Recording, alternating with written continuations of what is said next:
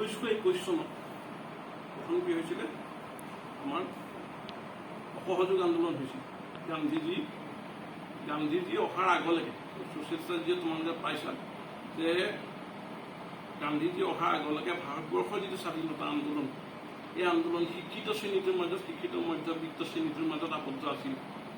তেওঁলোকৰ মাজত দুটা গোট হৈ গৈছিল, এটা চৰমপন্থী, এটা নৰমপন্থী, নহয় জানো? তাৰ আগত বংগ আন্দোলন হৈছিল 1905 চন। তাৰপিছৰ পৰা ভাৰতত ব্ৰিটিছৰ আৰু ভাৰতৰ মানে যাতে দ্বন্দ্বটো সংঘাত খুব বেছি হৈছিল। তাৰ এটা উগ্ৰপন্থীৰ সৃষ্টি হৈছিলে। তেওঁলোকে সন্ত্ৰাসবাদী কাৰ্য আন একাংশ নিয়মতান্ত্ৰিক আন্দোলনৰ মাজেদি বিচাৰিছিল। তাৰপিছত জাতীয় কংগ্ৰেছৰ মাজত লালা ৰাজপথ ৰায়, বাল গংগাধৰ তিলক আৰু বিপিন চন্দ্ৰ পাল, পাল এই তিনিজন নেতাত নেতৃত্ব হৈছিলে, ডাঙৰ নেতা। তেওঁলোক অলপ উগ্ৰপন্থী আছিলে। তেতিয়া স্বাধীনতা নহয়, স্বৰাজ বুলি কৈছিল।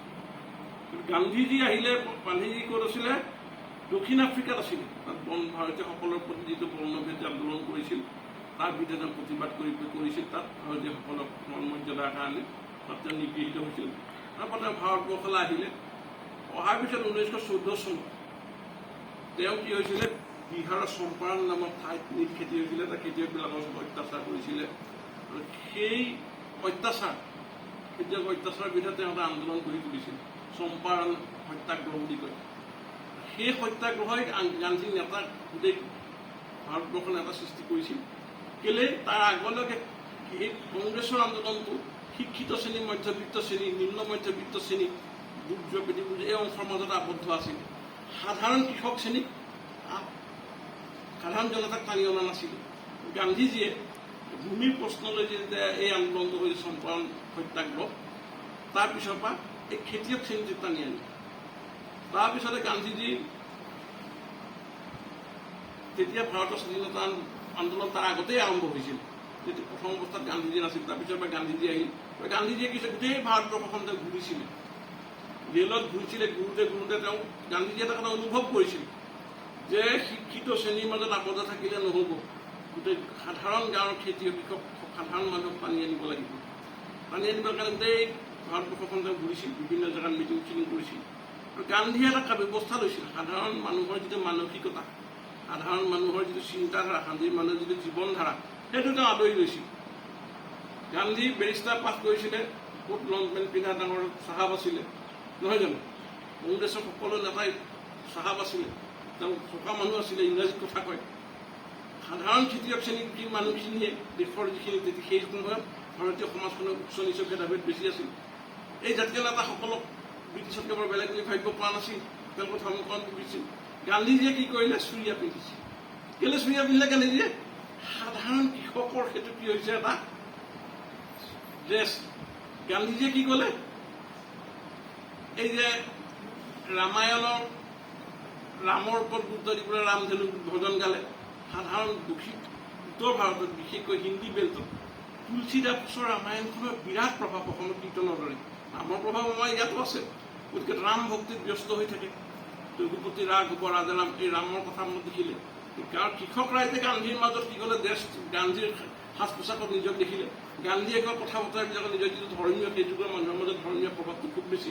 আজিও সাধাৰণ কৃষকৰ মাজত এই ধৰ্মীয় প্ৰভাৱটো দেখিলে নে? তাৰপিছত গান্ধীয়ে আদৰি কৰি গৈছে। সেই সময়ত এটা কাৰণ প্ৰথম বিশ্বযুদ্ধ আৰম্ভ হ'ল। প্ৰথম বিশ্বযুদ্ধত কিন্তু গান্ধীহঁতে বা কংগ্ৰেছে ব্ৰিটিছক সহায় কৰিছে। বিশ্বযুদ্ধ শেষ হৈ গ'লে ব্ৰিটিছে ভাৰতীয়সকলক স্বায়ত্ত শাসনৰ সুবিধা দিব, তেনেকুৱা এটা প্ৰতিশ্ৰুতি তেওঁলোকে আশা কৰিছিল, প্ৰতিশ্ৰুতি দিছিল, তেওঁলোকে কৰিছিল। কিন্তু তেতিয়া ভাৰতৰ সেই সময়লৈকে ডাঙৰ প্ৰধান নেতা গান্ধী নাছিল। সেই সময়ত প্ৰধান নেতা আছিলে কোন? বাল গংগাধৰ তিলক। 1919 চনত তিলক ঢুকাই গ'ল। এই বাকী তিলক ঢুকাই যোৱাৰ পিছত বাকী দুজন যিসকল নেতা আছিলে তেওঁলোকৰ অলপ নিষ্ক্ৰিয়তা আহিল। এই যিটো জাতীয় আন্দোলনৰ নেতৃত্বৰ যিটো পদ খালী হৈ গ'ল তিলকৰ মৃত্যুৰ পিছত, বাল গংগাধৰ তিলক, গান্ধীয়ে সেই স্থানটো ল'লে। প্ৰথম বিশ্বযুদ্ধৰ পিছত কি হৈ গ'ল? শেষ হৈ গ'ল, ব্ৰিটিছ জিকিলে। ব্ৰিটিছে প্ৰতিশ্ৰুতি তেওঁলোকৰ ভাৰতীয় নেতাসকলে আশা কৰা মতে ভাৰতীয় স্বায়ত্ত শাসনটো নাপায়। তেওঁলোকে এটা আন্দোলন কৰিবলৈ ঠিক কৰিব। সেই সময়ত আৰু এটা কথা হৈছিল, ব্ৰিটিছ যেতিয়া জিকিলে, ব্ৰিটিছৰ বিৰোধী পক্ষত জাৰ্মান আৰু ৰাছিয়াৰ পক্ষত আছিলে এখন তুৰস্ক। জিকাৰ পিছতে তুৰস্কখন দখল কৰিলে। তুৰস্কৰ সাম্ৰাজ্য আছিলে তুৰ্কী সাম্ৰাজ্যক সুন্নী মুছলমান পৃথিৱীৰ মানুহবিলাকে ধৰ্মগুৰু খলিফা হিচাপে ভাবিছিল। তেওঁৰ নেতৃত্বত গোটেই বিশ্বজুৰি এখন ইছলামিক ৰাষ্ট্ৰ প্ৰতিষ্ঠা হ'ব। বিশ্বজুৰি এখন বিশ্বস্থান খিলাফত তেওঁলোকে এতিয়াও মুছলমানসকলে ভাবে। সেইকাৰণে মৌলবাদী আন্দোলনবিলাক হৈ থাকে। তেওঁলোকে বাকী ধৰ্ম চৰ্ম আঁতৰাই পেলাই নিজক খিলাফত কৰিবলৈ বিচাৰে। তেনেকুৱা এটা ট্ৰেণ্ড আছে। সেই ব্ৰিটিছে কি কৰিলে, তাক ডিথ্ৰন কৰি দিলে, শাসনৰ আঁতৰাইলে, দখল কৰি পেলালে। ভাৰতীয় মুছলমানসকলৰ এটা অংশ মাজে যে আমাৰ ধৰ্মগুৰুক হেৰি কৰি দিছে, আমি আন্দোলন কৰিব লাগে। ধৰ্মীয় আবেগত তেওঁ ব্ৰিটিছ বিৰোধী হৈছিল। তেওঁ ধৰ্মীয় আবেগতে ব্ৰিটিছ বিৰোধী হৈছিল। দেশপ্ৰেম বা স্বাধীনতা। গান্ধীয়ে সেই সময়ত আছিলে কি যে ব্ৰিটিছৰ বিৰুদ্ধে তেওঁ এটা আন্দোলন কৰিছিল। তেতিয়া গান্ধীয়ে কি কৰিলে যে মুছলমানসকলকো লগত খিলাফত আন্দোলনক সমৰ্থন কৰিলে। এইটোক লৈ পেলাই এটা বিতৰ্ক আছে যে ধৰ্মীয় আবেগ মুছলমানসকলৰ ধৰ্মীয় আবেগক যে উৎসাহী দিলে, তাৰ কাৰণে পাকিস্তান, তাৰ কাৰণে আজিলৈকে সমস্যাবোৰ সৃষ্টি হৈছে। সেইকাৰণে গান্ধী সমালোচনা কৰা হয়। তথাপিতো গান্ধীয়ে ভাবিছিলে কি হিন্দু মুছলমান আমি উঠিল। তাৰ আগতেই মুছলিম লীগ 1906 চনত গঠন হৈছিলে। বংগভংগ বিৰোধী যিটো আন্দোলন হৈছিলে, বংগভংগ যে পূৰ্ববংগ এখন বেলেগ ৰাজ্য হ'ব আৰু পশ্চিমবংগ বেলেগ হ'ব, তেতিয়া মুছলমানসকলক উন্নত যিখিনি ধনী তেওঁলোকৰ যিখিনি আগবঢ়া শ্ৰেণীৰ মানুহ, শিক্ষিত শ্ৰেণী, তেওঁলোকৰ জমিদাৰ, তেওঁলোকৰ ব্যৱসায়ী, কলিকতা ঢাকা এখন যদি ৰাষ্ট্ৰ হৈ হেৰি হয়, ৰাজধানী হৈ পেলাই যদি এখন ৰাজ্য হয়, তোমালোকৰ সুবিধা হ'ব। কিন্তু বাকী বঙালীসকলে বিৰোধিতা কৰিছিল। ভাৰতবৰ্ষ যদি বিৰোধিতা কৰিলে যে ধৰ্মৰ নামতে ভাগ কৰি পেলাই ব্ৰিটিছে আমাৰ দেশখন দুৰ্বল কৰিব খুজিছিল। বংগভংগৰ বিৰোধী আন্দোলন হৈছিল, এই জাতীয় আন্দোলন হৈছিল। এই জাতীয় আন্দোলনৰ বিৰুদ্ধে যেতিয়া কি হৈছিলে, মুছলমানসকলৰ বেলেগে পেলাই মুছলিম লীগ গঠন কৰিছিল। তেওঁলোকে ভাবিছিলে এনেকৈ গোটেই জাতীয়তাবাদৰ নামত গ'লে হিন্দুখিনি পঢ়া শুনা শিক্ষা দীক্ষা চবতে আগবঢ়া, ইহঁতে চব সুবিধা পাব নাপায়। এটা বিৰোধ আছিল। 1914 চনত যেতিয়া জিন্নাখিনি কংগ্ৰেছত আছিল, তেতিয়া এটা কংগ্ৰেছৰ নেতাবিলাকে মুছলিম লীগে এটা বুজা পৰা হৈছিলে, লক্ষ্ণৌ চুক্তি এটা হৈছিলে যে তোমালোক মুছলমানসকল কি লাগে, প্ৰশাসনত অংশ লাগে, কিবা শিক্ষা দীক্ষা চাকৰি বাকৰি সুবিধা লাগে, তাত আমি ৰিজাৰ্ভেশ্যনৰ সুবিধা থাকিব, আমি একেলগে কৰিম। সেইটো আছিলে অৰ্থনৈতিক ৰাজনৈতিক দাবীৰ ভিত্তিত সেই চুক্তিটো হৈছিল। গান্ধীয়ে তাত কৰিলে। গান্ধীজীৰ এটা ডাঙৰ লোক আছিলে, তেওঁৰ অৰ্থনৈতিক ৰাজনৈতিক প্ৰশ্নতকৈ ধৰ্মীয় আধ্যাত্মিক আৱেগিক কথাটোত গুৰুত্ব দিলে। তেওঁ ভাবিছিলে কি যে এই খিলাফত আন্দোলনৰ স্বাধীনতা আন্দোলন একেলগে কৰিম। কিন্তু সেই সময়ত এই আন্দোলনটো আৰম্ভ হ'ল। হোৱাৰ পিছত খিলাফত আন্দোলনকে যি তুৰস্কৰ সাম্ৰাজ্যৰ কাৰণে কৰিছিলে, তুৰস্কৰ মানুহেই বিদ্ৰোহ কৰিলে কামাল পাছাৰ নেতৃত্বত। কামাল পাছালে কৰি পেলাই কি তেওঁ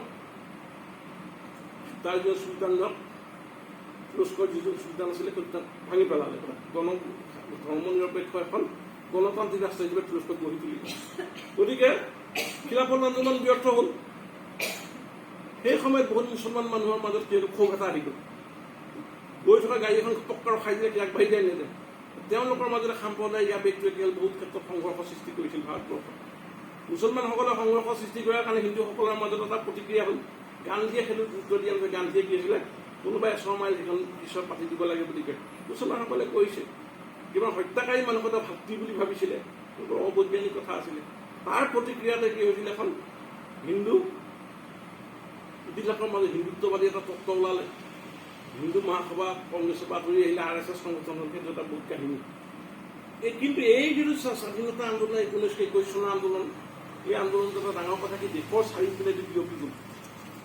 প্ৰথম ভাৰতৰ জাতীয় আন্দোলন বুলি ক'লে আগৰ ব্ৰিটিছৰ বিৰুদ্ধে আন্দোলন হৈছিলে, চিপাহী বিদ্ৰোহ হৈছিলে, বিভিন্ন ৰজা মহাৰাজাৰ বিদ্ৰোহ হৈছিলে, আঞ্চলিক বিদ্ৰোহ হৈছিলে, বেলেগ কথা। আধুনিক জাতীয় আন্দোলন হিচাপে কংগ্ৰেছ 1885 চনত গঠন হৈছিলে। এটা আবেদন নিবেদন কৰা এটা অনুষ্ঠান, বিদ্ৰোহী সংগঠন নাছিল। 1905 চনত যে বংগভংগ বিৰোধী প্ৰথম জাতীয় আন্দোলন, এই জাতীয় আন্দোলনতে বাংলাদেশৰ সাধাৰণ মানুহক জাতীয় আন্দোলন টানি আনিছিল। তাতে কি হৈছিলে, হিন্দু মুছলমান বিভাজন তাতে কি গৈছিল। এই আন্দোলনটো গান্ধীজীয়ে ভাবিছিলে মই মিলাম, ইয়াত শেষত গৈ পেলাই সংঘৰ্ষ সৃষ্টি হ'ল, বুজিছেনে। হ'লেও এই আন্দোলন বংগভংগ আন্দোলনে বংগদেশৰ সকলো মানুহবিলাকে টানি দিছিলে। জাতীয় জাগৰণটো জাতীয়তাবাদ মানে আমি ভাৰতীয় মানে আমাৰ নিজৰ ভাষা আছে, কৃষ্টি আছে, আমাৰ সভ্যতা আছে, এনেকুৱা ধৰণৰ যিটো জাতীয়তাবাদী ভাৱ বংগভংগ আন্দোলনৰ স্বদেশী বিদেশী বস্তু বৰ্জন কৰিব লাগে। এই বস্তুবোৰ কেতিয়া আহিছিলে? 1905 চনত পশ্চিমবংগত আহিছে। কিন্তু এই 1921 চনৰ সহযোগ আন্দোলনে কি কৰিলে? গোটেই ভাৰতবৰ্ষব্যাপী এইটো বস্তু কি কৰিলে? বিয়পাই দিলে। বুজিছেনে? গতিকে জাতীয় আন্দোলন এই যিটো সহযোগ আন্দোলন এই গোটেই ভাৰতে জাতীয় জাগৰণটো ভাৰতবৰ্ষখনত উঠাই লৈ আনিলে। ইয়াৰ নেতা হিচাপে গান্ধীজী আহিল। অসম সৰ্বভাৰতীয় পটভূমি। অসমৰ পটভূমিটো কি হয়? অসমৰ পটভূমিত অসমত যিবিলাক অসম বহুদিন সৰ্বভাৰতীয় ব্ৰিটিছ বিৰোধী জাতীয়তাবাদী আন্দোলনৰ পৰা অসমীয়া জাতীয়তাবাদ কৰি আছে। অসমৰ এটা ডাঙৰ সমস্যা আহিলে, বঙালী ভাষা জাপি দিছিল, ব্ৰিটিছে জাপিছিল আচলতে, বঙালীসকলক দুখ দিয়া হয়। গতিকে বঙালী বেংগ দেশৰ পৰা উন্নত শিক্ষিত মানুহখিনিয়ে চাকৰি বাকৰি লৈছিল, অসমীয়া মধ্যবিত্তৰ লগত এটা সংঘাত হৈছিল। অসমীয়া মানুহখিনি ব্যৱসায় বাণিজ্যত পাছ পৰা বাহিৰৰ প্ৰদেশৰ পৰা উন্নত মানুহবোৰ আহিছিল, মাৰোৱাৰী ছোৱালী বিহাৰী। অসমীয়া শ্ৰমিকতকৈ বাহিৰৰ শ্ৰমিকবোৰ বেছি আগবঢ়া। গতিকে আমাৰ থলুৱা মানুহখিনিয়ে যি জাতীয়তাবাদ, আজিৰ অসমীয়াই নিজক নিচিনে নিজে মানে নিজৰ দেশতে নিজে নগনীয়া হ'ব, এই ভাৱটো তেতিয়াই সোমাই গৈছিল। গতিকে এটা আঞ্চলিক জাতীয়তাবাদ হৈছিল। আমি মানে এই বাহিৰৰ প্ৰদেশৰ পৰা মানুহবিলাকৰ লগত, বঙালীসকলৰ লগত নহয় জানো, আঞ্চলিক জাতীয়তাবাদ এটা সৃষ্টি হৈছিল। এই আঞ্চলিক জাতীয়তাবাদীসকলে ব্ৰিটিছৰ লগত বহুত দিন আমাৰ যিটো জাতীয়তাবাদী, আমাৰ যিসকল নতুন ভাষা সাহিত্য জোৰণ কৰিছিলে, জোনাকী যুগৰ কথা পাওঁ, তাৰ আগৰ আমি আনন্দৰাম ঢেকীয়াল ফুকনসকলৰ কথা পাওঁ, সকলোখিনি ব্ৰিটিছৰ লগত বিদ্ৰোহজন ব্ৰিটিছৰ সহযোগিতা কৰিছিল। তেওঁলোকৰ লগত মিলিজুলি অসমৰ কাৰণে সা সুবিধা আমি আদায় কৰিব লাগে, স্কুল কলেজবোৰ উন্নত হ'ব লাগে, আমাৰ ভাষা সাহিত্যৰ বিকাশ ঘটাব লাগে, এই আন্দোলনটো হৈছিলে। তেওঁলোকৰ এটা সংগঠন আছিলে কি? আছাম এছ'চিয়েশ্যন, অসমৰ শিক্ষিত শ্ৰেণীৰ, অসমৰ আদ্যৱন্ত শ্ৰেণীৰ মানুহখিনিৰ সংগঠন। তেওঁলোকে তেওঁলোক দেশপ্ৰেমিক আছিলে, অসমৰ উন্নতি বিচাৰিছিলে, অসমীয়া জাতিৰ উন্নতি বিচাৰিছিল, কিন্তু ব্ৰিটিছক খেদাৰ কথাটো তেওঁলোকে ভবা নাই। ব্ৰিটিছৰ লগত তেওঁলোকে সহযোগিতা এটা নীতি লৈছিল। তেওঁলোকে এই যিটো আছাম এছ'চিয়েশ্যন আছিলে, আছাম এছ'চিয়েশ্যনৰ যিটো ৰাজনীতি আছিলে সেইটো আবেদন নিবেদনৰ ৰাজনীতি। সৰ্বভাৰতীয় আন্দোলনৰ লগত তেওঁলোকে একেবাৰে যা কৰিছিলে সেইটো নহয়। তালৈ কংগ্ৰেছলৈ ইয়াৰ প্ৰতিনিধি 2-4জন যায়, আমি ভাৰতীয় সেইটো সেই, কিন্তু তেওঁলোকে সেইটোত প্ৰধান গুৰুত্ব হোৱা নাছিলে। আমাৰ অসমীয়া জাতীয়তাবাদ আৰু সেই জাতীয়তাবাদৰ মাজত এটা তফাত আছে। কিন্তু 1921 চনৰ আন্দোলনৰ আগে 1921 চনৰ পৰা আগে কি হ'ল? আছাম এছ'চিয়েশ্যনখন অসমত মিলি পালে। সৰ্বভাৰতীয় কংগ্ৰেছৰ জৰিয়তে কংগ্ৰেছৰ অসম ৰাজ্যিক সমিতি হিচাপে সৃষ্টি হ'ল। তাত আগভাগ লৈছিলে চন্দ্ৰনাথ শৰ্মা বোলা এজন, আমাৰ কৰ্মবীৰ নবীন চন্দ্ৰ বৰদলৈ, দেশভক্ত তৰুণৰাম ফুকন, এইবিলাক তাত সোমাই গ'ল। তেওঁলোক কংগ্ৰেছত সোমালে। তাৰপিছত কি কৈছিলে গান্ধীজীয়ে?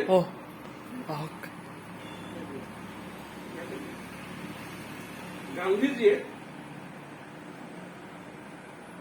1921 চনৰ আগে এবাৰ অসম ভ্ৰমণ কৰিছিল, বুজিছে নে? যিখন অসমক মোগলসকলে 12 বাৰ বা 17 বাৰ আক্ৰমণ কৰি দখল কৰিব নোৱাৰিলে, বুজিছেনে? যিখন অসমক ভাৰতবৰ্ষৰ পৰা আঁতৰি আছিল ৰাজনৈতিকভাৱে, যদি আমি সাংস্কৃতিকভাৱে ভাৰতৰ লগত আছিলোঁ, ধৰ্মভিত্তিক ৰাজনৈতিকভাৱে আঁতৰি আছিলোঁ, কিন্তু গান্ধীজীৰ ভ্ৰমণে অসমীয়া মানুহখিনি যদি ব্ৰিটিছে দখল কৰিছে, ব্ৰিটিছে দেশখনে দখল কৰিছিলে, মানুহৰ মনবোৰতো দখল কৰা নাছিলে, কিন্তু গান্ধীজীয়ে যেতিয়া এবাৰ ভ্ৰমণ কৰিছিল, এই ভ্ৰমণত গোটেই মানুহসোপা ভাৰতীয় জাতীয়তাবাদৰ লগত জড়িত হৈ গৈছিল। অসমীয়া জাতীয়তাবাদৰ এটা উত্তৰণ ঘটিল। আগৰ বহিৰাগত বিৰোধী অসমীয়া সংকীৰ্ণ জাতীয়তাবাদটো কি হ'ল? এটা ব্ৰিটিছ বিৰোধী জাতীয়তাবাদৰ লগত জড়িত হ'ল। গান্ধীজীৰ প্ৰথম অসম ভ্ৰমণটো খুব গুৰুত্বপূৰ্ণ। 1921 চনৰ আন্দোলনত অসমৰ আটাইখিনি আমাৰ উকিল শিক্ষিত গোটেই শ্ৰেণীটোৱে যোগদান কৰি, সেইটোৱে প্ৰথম। গোলাঘাটত তেতিয়া কোন আছিলে? তাৰাপ্ৰসাদ বৰুৱা, মহেশ্বৰ বৰুৱা, গোলাঘাটত ডাঙৰ উকিল এটা ঘৰ আছে। এই উকিলসকলে তাত যোগদান কৰিছিল। যোগদান কৰি পেলাই তেওঁলোকে ওকালতিত বৰ্জন দিছিল। কিন্তু যেতিয়া 21 চনৰ আন্দোলনটো ব্যৰ্থ হৈ যোৱাৰ লগে পিছতে এটা হতাশা এটা আহিলে। মুছলমানসকল খিলাফত আন্দোলন পিছত উগ্ৰ হৈ গ'ল। এটা অংশ সাম্প্ৰদায়িক কাৰ্যকলাপ কৰিবলৈ ল'লে, হিন্দু বিৰোধী অংশ কৰিবলৈ ল'লে। ক'ৰবাত দুখীয়া মুছলমান কেতিয়াকৈ হিন্দু জমিদাৰ পিছত আক্ৰমণ হৈছিলে কেৰেলাত। পিছত গৈ পেলাই এটা সাম্প্ৰদায়িক সংঘৰ্ষ পালা বিদ্ৰোহ হৈছিলে। বাকী বহুত কংগ্ৰেছী পুৰণা মানুহখিনি বহুত নিষ্ক্ৰিয় হৈ গৈছিল। তেতিয়া হেমচন্দ্ৰ বৰুৱা পদৰ এই আমাৰ অভিযানিকা হেমচন্দ্ৰ বৰুৱা নহয়, অসমত কেইবাজন আমি হেম পাওঁ। এইজন হৈছে ত্যাগবীৰ হেম বৰুৱা বুলি কয়, অনিয় কুমাৰ দাস, চন্দ্ৰনাথ শৰ্মা, আৰু এজন আছিলে ৰোহিণীকান্ত হাতীকাকতি, আৰু এজনে মামা কৃষ্ণ শৰ্মা। এওঁলোক আছিলে অলপ নিম্ন মধ্যবিত্ত শ্ৰেণীৰ মানুহ, বেছি ধনী মানুহ নহয়, হেৰি মানুহ। এওঁলোকে কি হ'লে আন্দোলনত ৰোহিণী হাতীকে বৰুৱা বুলি এজন আছিলে, এওঁলোকে কংগ্ৰেছে সংগঠনটো ইয়াত আৰম্ভ কৰিছিল। গান্ধীজী দ্বিতীয়বাৰ অসমলৈ আহিছিল 1924 চনত। গান্ধীজীয়ে যে অসমত তেতিয়া আজিৰ যুগৰ কি আছিলে, টিভি নাই, ৰেডিঅ' চেডিঅ' নাই, হেৰি নাই, কিন্তু মুখে মুখে কথা প্ৰকাশ হৈছিল। গান্ধীজী ৰেলত আহি কোনোবা ৰেল ষ্টেচনৰ ৰোগত থাকি চাবলৈ গাঁৱৰ মানুহ আফলা ভাগি আহিছিল। দ্বিতীয়বাৰ গান্ধীজী আহোঁতে গোলাঘাটলৈ আহিছিল, যোৰহাটৰ পৰা গোলাঘাটলৈ গাড়ীত আহিছিল। আহোঁতে দেৰগাঁও এটা জেগাত অকণমান সময় ৰৈছিল, সেইকাৰণে তাত সেইটো কি হ'ল, বাপুজী মন্দিৰ হ'ল। দেৰগাঁও বাপুজী মন্দিৰত অলপ সময় ৰৈছিল। আহি পেলাই গোলাঘাটত আমাৰ দলেশ্বৰ উকিলৰ শহুৰেকৰ ঘৰ মহেন বৰুৱা বুলি কয়, ৰায় বাহাদুৰ আমাৰ ঘনশ্যাম বৰুৱা মোৰ ঘৰত, তেওঁ ঘৰতে আছিলে। থাকি পেলাই এৰাতি আছিল। গোলাঘাটত সকলো মানুহে তাত দম মানুহে তাত গৈ পেলাই চাইছিল। তেতিয়াই কি হ'ল, গোলাঘাটৰ এজন বিশিষ্ট মানে উকিল, ধনী পৰিয়ালৰ মানুহ, বৰুৱা পৰিয়াল, গোলাঘাটৰ বৰুৱা পৰিয়ালৰ এটা খানদানী পৰিয়াল এটা আছিলে, মৌজাৰ পৰিয়াল।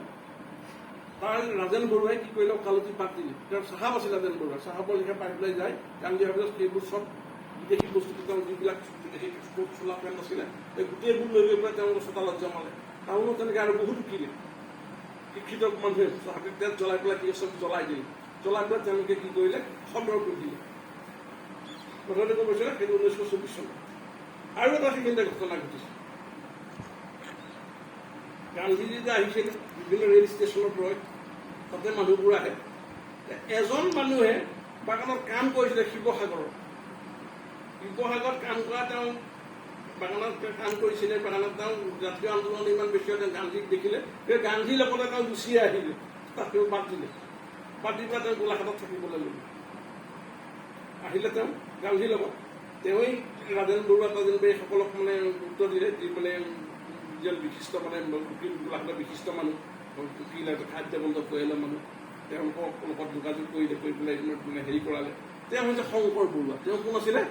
শংকৰ বৰুৱা। তেওঁ গোলাঘাটৰ সকলো কংগ্ৰেছী আন্দোলনৰ মূল নেতৃত্বটো পিছৰ পৰা কোনে ধৰিলে? শংকৰ বৰুৱা।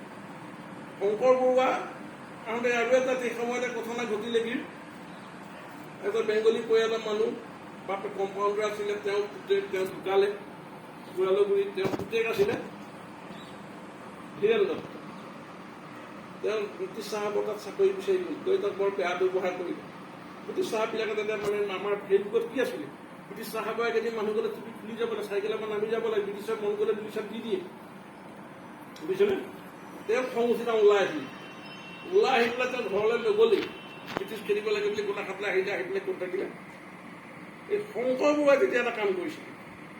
শংকৰ বৰুৱাই কি কৰিলে কি, শংকৰ বৰুৱা প্ৰথমতে যে আহিছিলে, প্ৰথমবাৰ গান্ধীজী আহোঁতে প্ৰথম তেওঁ গান্ধীজীৰ লগত আহিছিলে। আহি পেলাই তেওঁ কি কৰিলে, যোৰহাটত এই কৃষ্ণ শৰ্মা এখন আশ্ৰম পাতিছিলে। কৃষ্ণ শৰ্মা যোৰহাটত কি আছিলে, অস্পৃশ্যতা নিবাৰণ সময়ত যিটো আন্দোলন, উচ্চ নিচ বাদ দিব লাগে, এওঁৱে প্ৰথম নেতৃত্ব দিছিলে। এওঁ তাতে তেওঁ আছিল, আশ্ৰম খুলিছিল। গোলাঘাটলৈ আহিলে।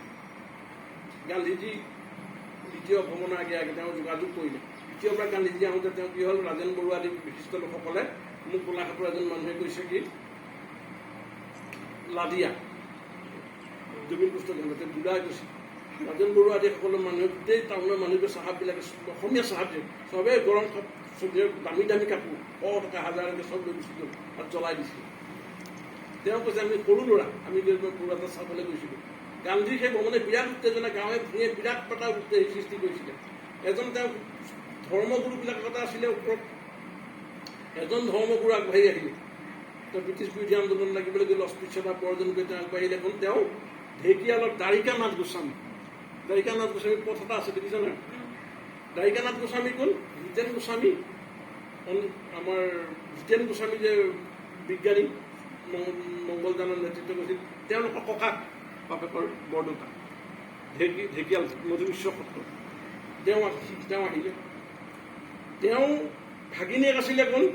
গড়মূৰৰ সত্ৰাধিকাৰ পীতাম্বৰদেৱ গোস্বামী। এই মোমায়েকৰ প্ৰভাৱতে পীতাম্বৰদেৱ গোস্বামী কি হৈছিলে? স্বাধীনতা আন্দোলন যেতিয়া অস্পৃশ্যতা বৰ্তাকৰণ লৈছিলে, পীতাম্বৰদেৱ গোস্বামী এইটো বিখ্যাত মানুহ। এওঁ শংকৰ বৰুৱাৰ আহি পেলাই গোলাঘাটত কৃষ্ণ শৰ্মাৰ ওচৰৰ পৰা তেওঁ তাত সোমালে।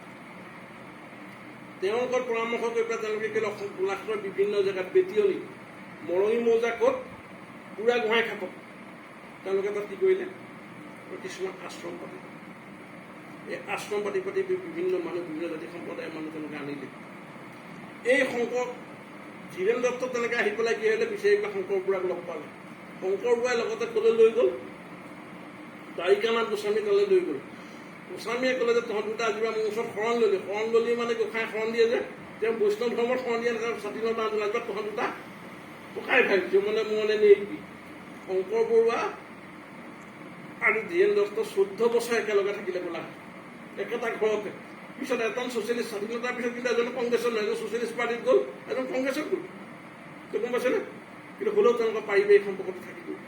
এই বিভিন্ন অঞ্চলত মৰঙীত স্বাধীনতা আন্দোলনৰ এটা বিশেষ গুৰুত্বপূৰ্ণ কথা হ'ল যে আমাৰ এই কেকাই ঘাট, বুঢ়া গোহাঁই ঘাটত হেৰি আছে, তাত শংকৰ বৰুৱা আছিল। স্বাধীনতা আন্দোলনে 21 চনত আমাৰ শ্বহীদ হৈছিল। কোন শ্বহীদ হৈছিলে? মালতী মেম বুলি কয়, ইপাৰৰ চাহ বাগানৰ মানুহ। বেজা বৈষ্ণৱ জেলত মৰিছিলে। মৰঙীত দাৰিকিত আছিলে এগৰাকী মানুহ, আমাৰ এতিয়া কানাই তহঁতৰ যে মেম যে ডাক্তৰ তহঁতৰ যে মেম নিৰু মেমৰ মানে গিৰিয়েকৰ আইতাক তেওঁলোকে শ্বহীদ হৈছিল। এইবিলাক সাধাৰণ শ্ৰেণীৰ মানুহখিনি, বিভিন্ন শ্ৰেণীৰ মানুহখিনি আহিছিল। তাৰপিছতে অসহযোগ আন্দোলন হ'ল। অসহযোগ আন্দোলনত কি হ'ল?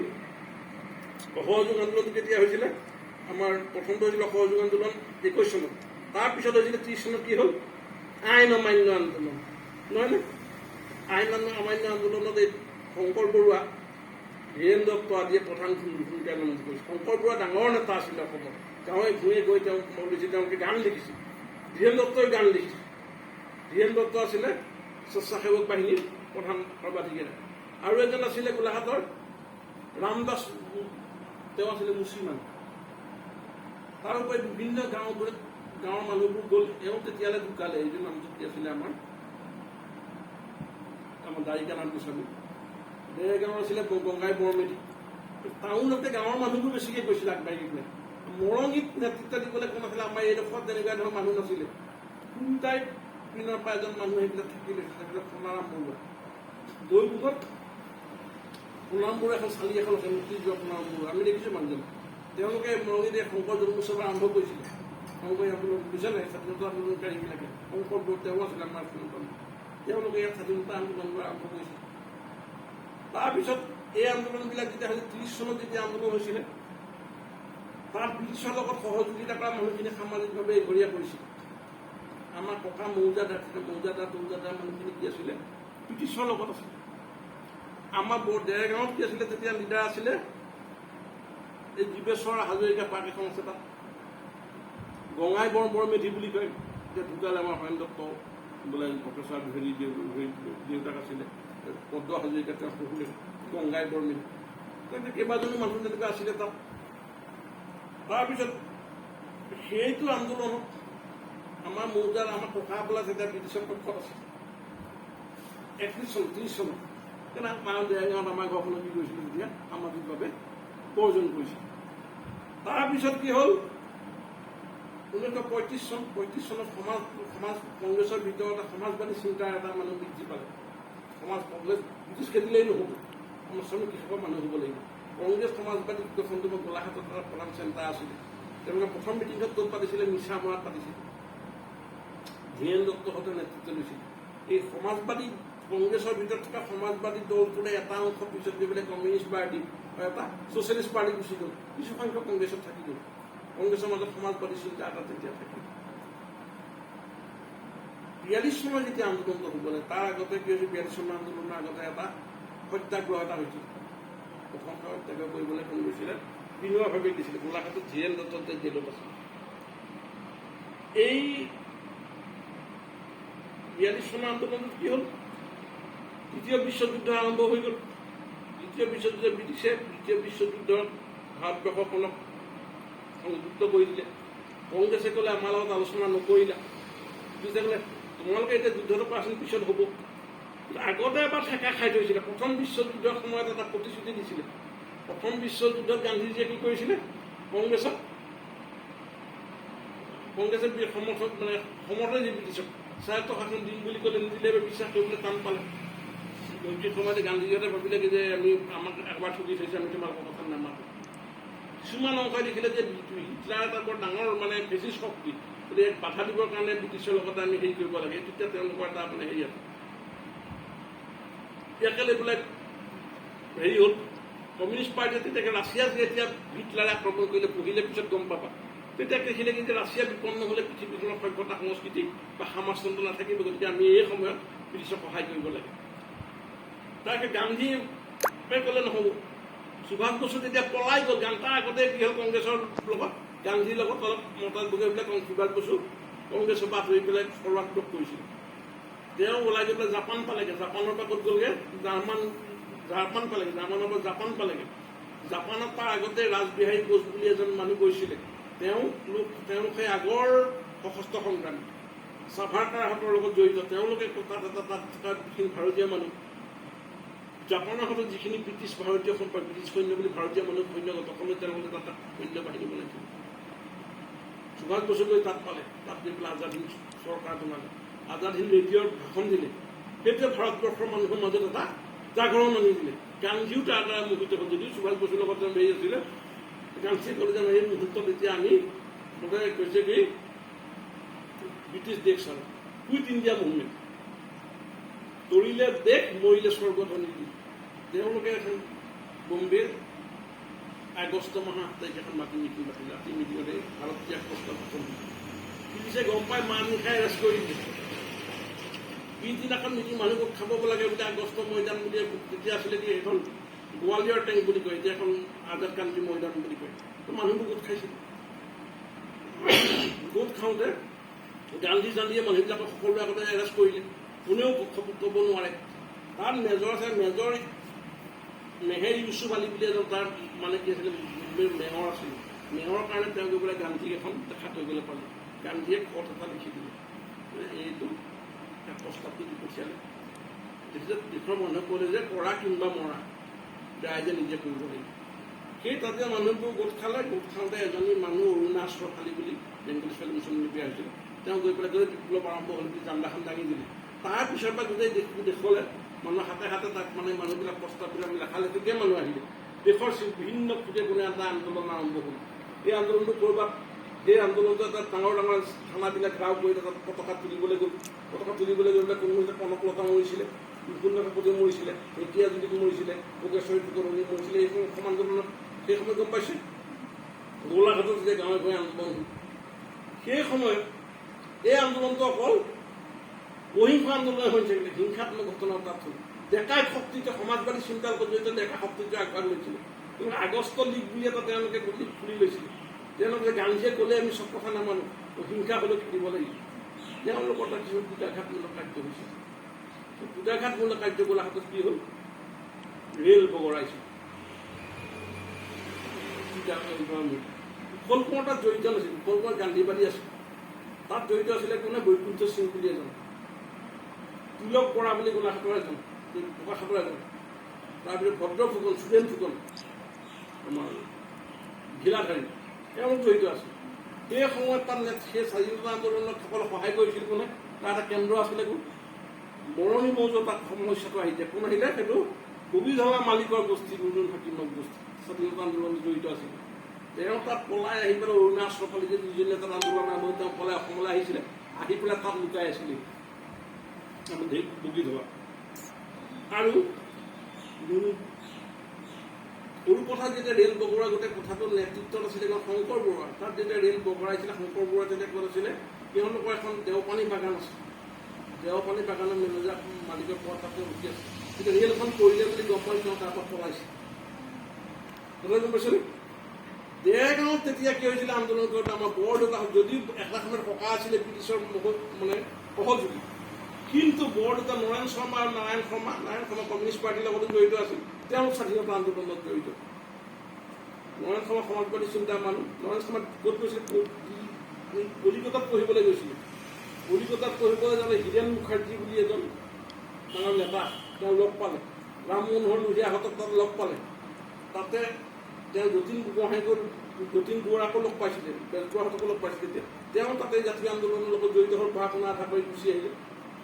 দেৰগাঁৱত প্ৰথম দিনত যিটো থানাত জাতীয় পতাকা তুলিবলৈ যিটো সত্যাগ্ৰহ হৈছিলে তাত কোন গৈছিলে? নাৰায়ণ শৰ্মা জড়িত হৈছিলে।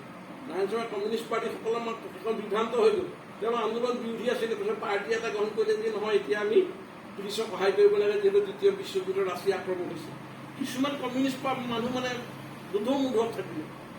এওঁ নাৰায়ণ শৰ্মা আমাৰ যিটো AIS বুলি কয়, মানে ভাৰতৰ স্বাধীন ছাত্ৰ সন্মিলন বা ছাত্ৰ ফেডাৰেশ্যন, তাৰ অসমৰ নেতা আছিল প্ৰথম গঠন কৰা। তাত কোন আছিলে? দৈনো আৰু এজন মানুহ আছিলে হৰেণ দুৱৰা, আৰু এজন আছিলে চিদানন্দ শইকীয়া প্ৰকাশে। এওঁ গৈ পেলাই কিন্তু যদিও কমিউনিষ্ট পাৰ্টি জড়িত, তেওঁ জাতিৰ স্বাধীন, তেওঁ নতুন লাইনটো তেওঁ বুজিয়ে নাপালে বা হেৰি নহ'ল, তেওঁ গ'ল তাত। তেওঁ প্ৰথমে এৰেষ্ট কৰিলে দেৰগাঁও, কিন্তু নৰেন শৰ্মাক এৰেষ্ট কৰিলে। তাতে টুপি চিলাই দিছিলে মহম্মদ হুছেইন বুলি। হুছেইনক লৈ গ'ল। এই গোটেইবোৰ গৈ পেলাই যোৰহাট জেলত আছে। যোৰহাট জেলত কুশল কোঁৱৰক নিলে। আৰু যোৰহাট জেলতে সেই সময়ত বৰমূৰীয়া সত্ৰাধিকাৰীক তাত লৈ আহিলে। ফকৰুদ্দিন আলি আহমেদ, আমাৰ কি আছিলে এইটো গোপীনাথ বৰদলৈ, গোটেই নেতাবিলাক তাত আছে। নেতাবিলাক এটা তেওঁলোকৰ আমাৰ বহুত দিন থাকিলে। কুমাৰাম চুতীয়া শংকৰ সংগঠন, তেওঁ জেলত আছিলে। দেৱেশ্বৰ শৰ্মা, তেওঁলোকে তাতে অস্পৃশ্যতা নিবাৰণ, এই যে ধৰ্মীয় সংস্কাৰ, এই আন্দোলনটো তেওঁলোকে কিন্তু লগে লগে চলাই গৈছে। স্বাধীনতা আন্দোলনৰ লগে লগে তাতে এটা ডাঙৰ কথা হ'ল। তাতে কি হ'ল? এই সাধাৰণ কৰ্মীবিলাকে পুলিচে বৰ বেয়াকৈ ৰাখিছে। সাধাৰণ কৰ্মীবিলাকক আৰু ভাল হেৰিসকলক আমাৰ VIP ৰখাই ৰাখিছে। আমাৰ গৰমীয়া হেৰিৰ কাৰণে জেলৰ ভিতৰত এটা নামঘৰ এটা বনাই দিছে। তেওঁলোকক কেইজনমান ভকতৰ লগত যিবিলাক ভাত পানী বনাই বুলি দিবৰ কাৰণে দেখাই লয়। তেওঁলোকে এটা তাত গৈ পেলাই এইবিলাক শাস্ত্ৰ কৰে। তাৰপৰা এই যিসকল ডাঙৰ নেতা আছিলে, গোপীনাথ বৰদলৈ হওক, ফকৰুদ্দিন, এইসকলকে ক'ৰবাত ঠেলাই হেঁচাকে ভালকৈ খোৱা বোৱা কৰিবলৈ নাপায়, এওঁলোকৰ অসুবিধা। তেওঁলোকে জেলত আন্দোলন কৰিছিল, সুবিধা দিব লাগে। ব্ৰিটিছে আন্দোলনটোৰ বিৰোধিতা কৰিছিল। এদিন তেওঁলোকে আন্দোলন কৰি থাকোঁতে কি হ'ল? পুলিচে খুব বেয়াকৈ জেলত কি কৰিলে? মাৰপিট কৰিলে। আমাৰ বৰদেউতাক মূৰেদি তেজ ফালি তেজ ওলাই গৈছিল। মহম্মদ হুছেইন বোলা মানুহজনে তেওঁ ল'ৰা ছোৱালী এতিয়া শুই আছিল। কাষতে আমাৰ সৰুজন বৰদেউতাক নাৰায়ণ শৰ্মাই চুকুৰিছিলে, দাদা বুলি চিঞৰি আছিল। এইটো ভয়ংকৰ অৱস্থা। ফকৰুদ্দিন আলি আহমেদে দেখি পেলাই কান্দি কান্দি যে ব্ৰিটিছ চাহাবত, তাৰপিছত বস্তু হ'ল, তাৰপিছত জিলাৰ মানে যিজন DC আহিল, কান্দি কান্দি ফকৰুদ্দিন আহমেদে তোমালোকে পৃথিৱীৰ সভ্য জাতি বুলি কোৱা, তোমালোকে ইমান উন্নত বুলি কোৱা, তোমালোকৰ লেখীয়া বৰপথাইলে যে আমি স্বাধীনতা পাওঁ, তোমালোকক কিন্তু কেতিয়াও এনেকুৱা ব্যৱহাৰ নকৰোঁ। ফকৰুদ্দিন আলি আহমেদে কান্দি কান্দি কৈছিল। সেইটো বৰ ডাঙৰ কথা। সেই দৃষ্টি তেতিয়া তাতে কি হ'ল? তাতে জেলত বন্দী হৈ থকা এজন বন্দী আছিলে কমলা মিৰি বেমাৰ পৰিলে। বেমাৰ পৰোঁতে তেতিয়া সেইসময়ত এই যে আন্দোলনকাৰী যে মানুহবিলাক একেলগে জেলত আছিল, তেওঁলোকৰ মাজত এটা সামাজিক অস্পৃশ্যতাৰ বিৰোধী আন্দোলন এটা হৈছিল। তাৰোপৰি সকলোৱে একেলগে আছিল। মই কৈছোঁ নৰেন শৰ্মা মেমে বৰ এটা শব্দ হৈছিলে মহম্মদ হুছেইন বুলি দেৰগাঁও। তাৰপিছত কমলা মিৰি বেমাৰ হ'ল। বেমাৰ হওঁতে নৰেন শৰ্মাই গাছ লৈ পেলাই তেওঁক চিকিৎসা কৰি আছিলে, খুৱাই আছিল কিবা কিবি। নৰেন শৰ্মাই গাছ কোলাত লৈ তেওঁক চিকিৎসা কৰিছিলে। নৰেন শৰ্মা কোলাতে ঢুকালে। কমলা মিৰি সেই অঞ্চলটোত নৰেন শৰ্মাৰ সময়ত খুব পপুলাৰ নেতা আছে। তাৰপিছতে কি হ'ল? সেই যোৰহাট জেলতে কোন আছিলে? হেম বৰুৱা আছিলে, আমাৰ MP হেম বৰুৱা। সেইজন হেম বৰুৱা নহয়, পিছত MP হৈছিলে। তাতে কাক কৰিলে? কুশল কোঁৱৰক এই যেতিয়া আমাৰ ৰেলটোত বগৰালে লৈ গ'ল। লৈ যাওঁতে কুশল কোঁৱৰকে ফচিলে কেলে? তাত যি কংগ্ৰেছৰ উগ্ৰপন্থী মানুহ তেওঁলোকে এই কাম বাৰবিলাক কৰিব খুজিছে। তেওঁলোকে আকৌ কুশল কোঁৱৰেতো ভাল পোৱা নাই। ভাল পাই পেলাই এই যে ঘটনাটো এনেকৈ ঘটিছে, তেওঁলোকে লিখিলে তেতিয়াহ'লে ভাল কথা হ'ব। শংকৰ বৰুৱালে এখন চিঠি দি পঠিয়ালে যে এওঁলোকক এইবিলাকৰ পৰা ভাল দিহা পৰামৰ্শ যদি ডক্টৰী কাম কৰিব কোনোবাটো ভাল কৰিবলৈ নহ'ব আপোনাৰ পৰামৰ্শ দিয়ক। শংকৰ বৰুৱা যদি গান্ধীবাদী মানুহ সেই সময়ত তেওঁলোকে সশস্ত্ৰ সংগ্ৰামত আৰম্ভ কৰিছে। জয়প্ৰকাশ নাৰায়ণ সৰ্বভাৰতীয় নেতা মানে ৰাম মনোহৰ লোহিয়া শচীন তেওঁলোকে কংগ্ৰেছৰ ভিতৰত থাকিলে গান্ধীবাদী যদিও সেই সময়ত সশস্ত্ৰ সংগ্ৰাম আৰম্ভ কৰিছে। তেওঁলোকে কি কৰিলে এই কাগজখন যে লিখি পঠিয়ালে তেওঁলোকে কাগজখনে উল্টা পিনে কি কৰিলে তেওঁলোকে সেই হিচাপ কৰিলে ৰেলৰ দলংহে খুলিছিল। দলং খুলিবৰ কাৰণে কি কি লাগিব মানে এইবোৰ বস্তু বাহানি যন্ত্ৰ পাতি এনেকৈ লাগিব কেনেকৈ কোনে কৰিব এইবোৰ লিখিছিল। সেই কাগজখন কি দিছে পালে এইপিনে দেখিলে সেইপিনে বৰ্ণনা কেনেকৈ কৰিব তাৰ গোটেই প্লেন প্ৰগ্ৰেমবিলাক।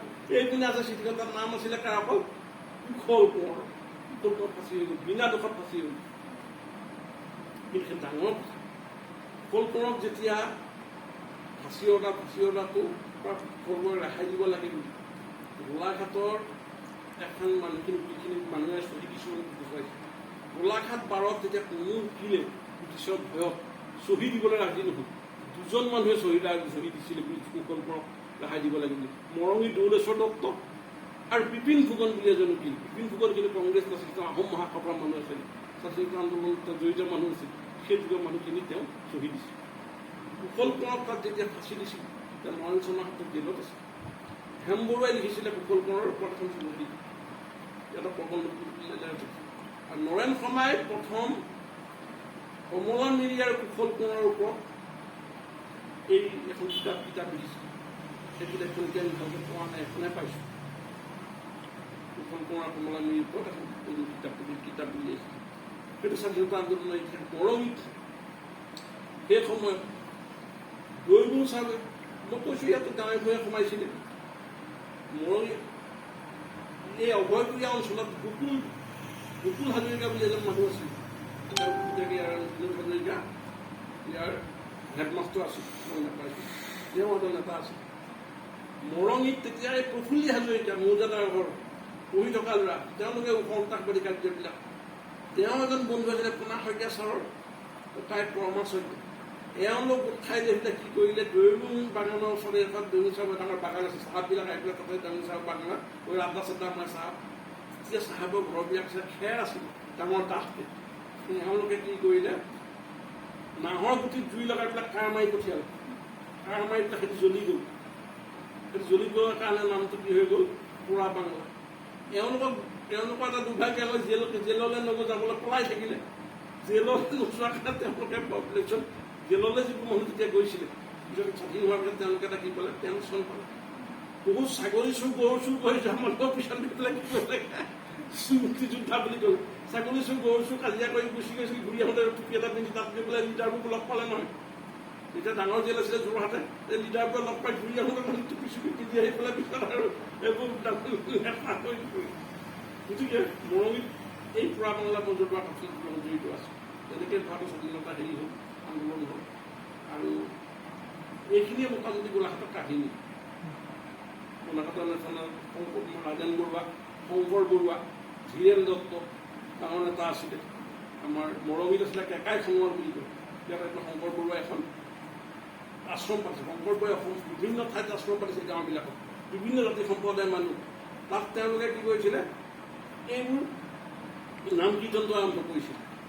তেতিয়া এনেকুৱা হৈছিলে জেল খোৱা মানুহক উপচি হ'ল বুলি অন্য তেওঁলোকৰ ঘৰলৈ মানুহ নগৈছিল।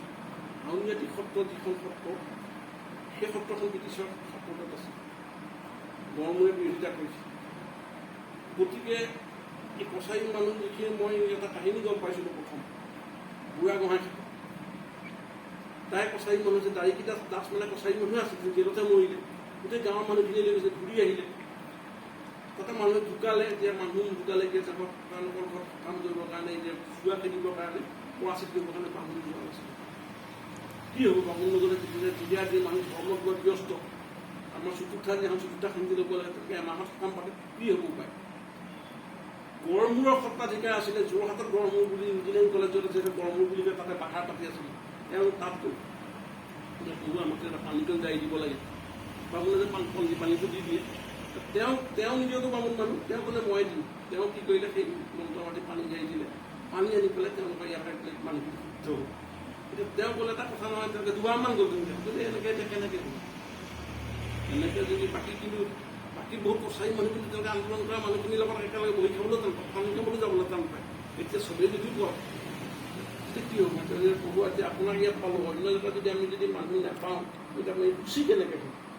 আমি যদি চতুৰ্থ শান্তিটো ল'ব নোৱাৰোঁ, আমাৰতো মানুহখিনিক আমিতো আঁতৰি দিব নোৱাৰিম। তেতিয়া কি কয়? তেওঁলোকে এটা কাম কৰিব কি আমাৰ শাস্ত্ৰই এটা কথা কয়, হৰি নামে গ'লে সৰ্ব সুখাংগ, বুজিছে নে? গতিকে তুমি এনেকৈ এটা কাম কৰিবা, কীৰ্তনকে মই 2 অধ্যায় মানুহক দেখুৱাই দিম, এই অধ্যায় দুটা পঢ়িবা, পানী অকণমান লৈ চবেই তাৰে পানী চবেই ল'বা, ইয়াত প্ৰাৰ্থনা এটা কৰিবা, নিয়ম নীতিবোৰ মানিবা, তোমালোকে তেনেকৈ গুচি গ'বা। অথবা গম পাইছেনে? এই তাৰ পাৰিয়া এই নাম আন্দোলনটো আৰম্ভ কৰা, সেইটো এটা ডাঙৰ কাহিনী। কিন্তু লিখা নাই, তাৰ মানুহ এজনে ক'লে এই বুঢ়া গৈ থাকে।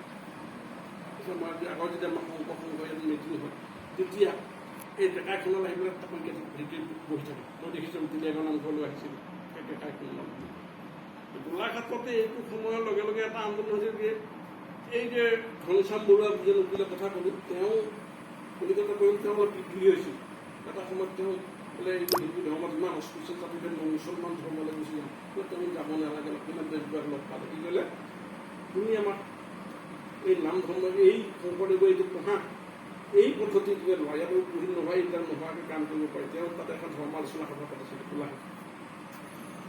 এই তাতে তেওঁলোকে এই আমাৰ দ্বাৰিকা গোস্বামীও আহে, জুপিকা গোস্বামী বুলি এজন আছিলে, তেওঁ বিধৱা বিবাহ এইবিলাকৰ তেওঁলোকে সংস্কাৰ আন্দোলন কৰিছিল, জুপিকা বল্লভ গোস্বামী। তেওঁলোকে তাত কি কৰিলে, বোলে শুদ্ধ মানুহ কৰিলে 30 দিনৰ সকাম হ'ল, গম পাইছে?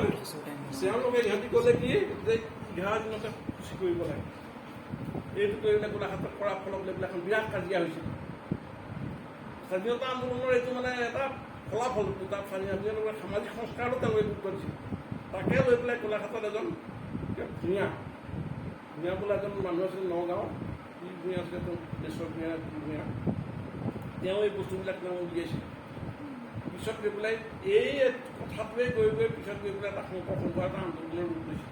স্বাধীনতা আন্দোলনৰ এটা বৃহৎ প্ৰভাৱ আছিল। গতিকে এই যিটো আন্দোলন, স্বাধীনতা আন্দোলনটো এতিয়া গম পালি গোলাঘাটৰ এই যিটো ভূমিকাটো গম পাইছেনে? সেই সময়ত আৰু এটা কথা হৈছিল, গোলাঘাটত এটা ডাঙৰ কথা, গোলাঘাটত ইউনিয়ন লাইব্ৰেৰী বুলি এটা লাইব্ৰেৰী আছিল। গোলাঘাটত তেতিয়া স্কুল দুখনেই আছিল, প্ৰথমখন আছিলে আমাৰ গভৰ্ণমেণ্ট স্কুল, তাৰপিছতে আছিলে এখন দুখন আমাৰ এতিয়া খনি বৰদলৈ স্কুল, মৰঙী খনি বৰদলৈ স্কুল। তাত পঢ়া ল'ৰা ছোৱালী বিশেষ নাছিল, আৰু তাতে সেই লাইব্ৰেৰীটোতে সদায় শনিবাৰে মানুহ বহুত খায়, পঢ়া শুনা ল'ৰা ছোৱালী বিভিন্ন বিষয় লৈ আলোচনা হয়, কিতাপ পত্ৰ হয়, সাহিত্য সভাৰ আলোচনা হয়।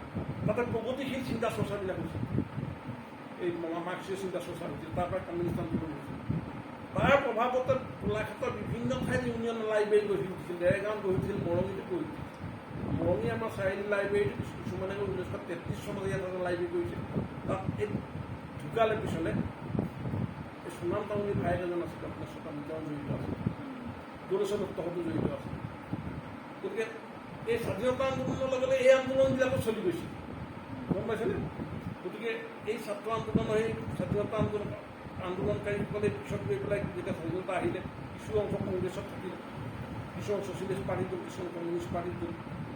নৰেন শৰ্মা প্ৰথমতে ছচিয়েলিষ্ট পাৰ্টিত গৈছিল, পিছত পুৰণা নেতাসকলক বুজাই বঢ়াই লৈ আনিলে। তেওঁ দেখিলে যে ৰুলিং পাৰ্টিত থাকিলে আমাৰ কাম কৰিবলৈ ভাল হয়, তেওঁ পিছত ইয়াত আহিলে, 15 বছৰ MLA হ'ল। আৰু গোলাঘাটৰ মেজৰ হাইস্কুল কলেজ নৰেন শৰ্মাই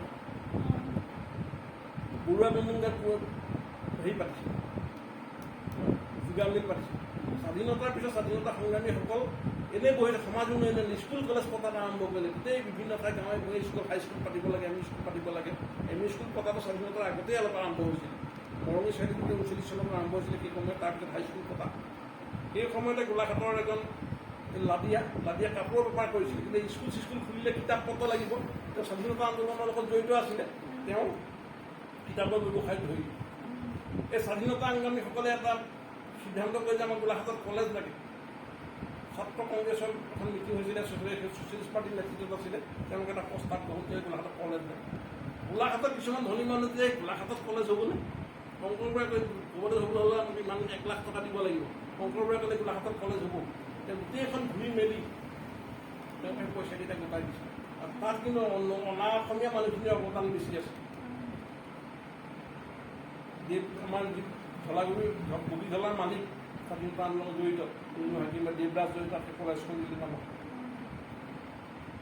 তিতাবৰৰ গণেশ শৰ্মা বোলা এজন আছে মানে মাৰোৱাৰী ধনী তেওঁ দিছিলে কিমান হাজাৰ টকা শংকৰ বৰুৱাই কৈছে বুলি এই কলেজখন পাতিছিল স্বাধীনতা আন্দোলনৰ প্ৰভাৱটো অকল ব্ৰিটিছ খেদাই ৰাজনৈতিক আন্দোলনতে সীমিত নাছিল সেই আন্দোলনটো এটা সমাজ সংস্কাৰ আন্দোলন হৈছিল যাৰ ফলতে শংকৰ সংঘ আন্দোলন হ'ল অস্পৃশ্যতা নিবাৰণ আন্দোলন হৈছিল গাঁৱে গাঁৱে স্কুল পতা এটা আন্দোলন হৈছিলে সমাজবাদী আন্দোলন বা ছ'চিয়েলিষ্ট পাৰ্টিৰ যিখিনি মানুহ এইখিনি এসময়ত কংগ্ৰেছত আছিলে একেটা পৰিয়ালতে একেটা পৰিয়ালে ককাই দিলে কংগ্ৰেছ ভায়েক এজন ছ'চিয়েলিষ্ট পাৰ্টি এজন কমিউনিষ্ট পাৰ্টি একেটা পৰিয়াল একেটা ঘৰ একেটা পৰিয়াল হৈ থাকে আমাৰ চোতালতে দেউতা কংগ্ৰেছ কমিউনিষ্ট পাৰ্টিত থাকে বৰ্তা কংগ্ৰেছত থাকে দুইখিনি মানুহ একেলগে বহি এতিয়াৰ দৰে কাজিয়া নাছিল গতিকে এইটো হৈছে চমু ইতিহাস গম পাইছে নে এই কথাখিনিকে তই জুটিয়াই মেলি বুজিছনে তই খালি লগত লিখিবি স্বাধীনতা আন্দোলনৰ মানে ছাইড এফেক্ট হিচাপে এই সামাজিক সংস্কাৰ আন্দোলন অস্পৃশ্যতা নিবাৰণ আন্দোলন সংঘৰ আন্দোলন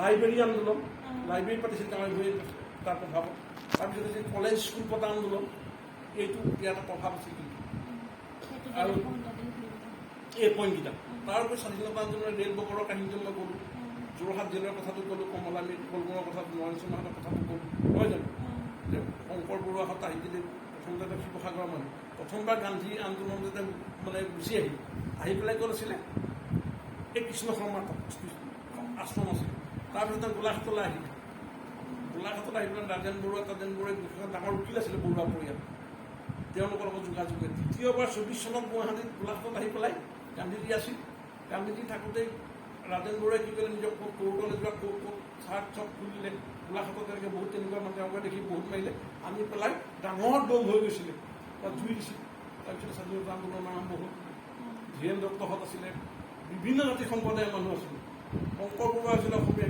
মানুহ তেওঁৰ শিষ্য আছিলে কেকা এখনৰ কছাৰী মানুহ বুজিলে ৰামদাস ৰবিদাস দেশৱালী মুচি মানুহ আছিলে স্বাধীনতা আন্দোলনত লাদি আদি মাৰোৱাৰী দেশৱালী মানুহখিনিৰ বিয়াত অৱদান আছে আমাৰ দেৱৰাজৰ পৰিয়াল মোহন জালানৰ পৰিয়াল গতিকে ডেৰগাঁও তেলীয়াপতি এনেকুৱা এটা অৱদান আছিল বিভিন্ন জাতি সম্প্ৰদায় একত্ৰিত হৈ পেলাই আন্দোলনটো আৰম্ভ হৈছিল সমাজ সংস্কাৰ আন্দোলন হৈছিল অস্পৃশ্যতা নিবাৰণ কৰিব লাগে স্কুল পাতিব লাগে লাইব্ৰেৰী পাতিব লাগে তাৰপিছত এই শংকৰ সংঘ আন্দোলনটো তাৰ পৰাই আৰম্ভ হৈছিলে হৈ গ'ল কৈছিলে এই কথাখিনি তোমাক মই মোটামুটিকৈ ক'লোঁ আৰু এইকেইটা তুমি হেৰি কৰি থাকিবি এতিয়া বন্ধ